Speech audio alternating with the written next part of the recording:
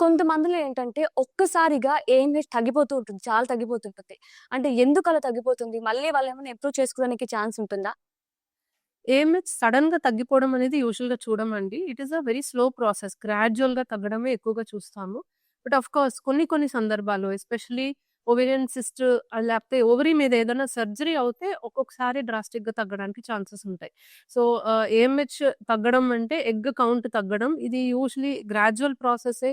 Age పెరిగే కొద్దీ తగ్గుతూ ఉంటుంది. కొన్ని కొన్ని ఆటో ఇమ్యూన్ కండిషన్స్ ఉన్నా, ఏదన్నా ఇన్ఫెక్షన్స్ ఉన్నా కొన్ని కొన్ని సందర్భాల్లో గూడా తగ్గుతుంది. కానీ అది సడెన్‌గా డ్రాస్టిక్‌గా అయితే తగ్గదు. అండ్ ఒక్కసారి తగ్గిన తర్వాత దీన్ని ఇంప్రూవ్ చేయగలమా అంటే యూజువల్లీ చేయడానికి కుదరదండి. ఆడవాళ్ళకి పుట్టుకతో ఫిక్స్డ్ నంబర్ ఆఫ్ ఎగ్స్ ఉంటాయి. పెద్ద మనిషి అయిన దగ్గర నుంచి అది తగ్గుతానే వస్తుంది. So, at a particular point of time ఎన్ని ఎగ్స్ ఉన్నాయో వాటితోనే మనం ఏదన్నా ట్రీట్మెంట్ ప్లాన్ జేసుకోవాలి. ఎగ్ నంబర్ పెరగడానికి ఎటువంటి ట్రీట్మెంట్ ఆప్షన్స్ అయితే అవైలబుల్ లేవు.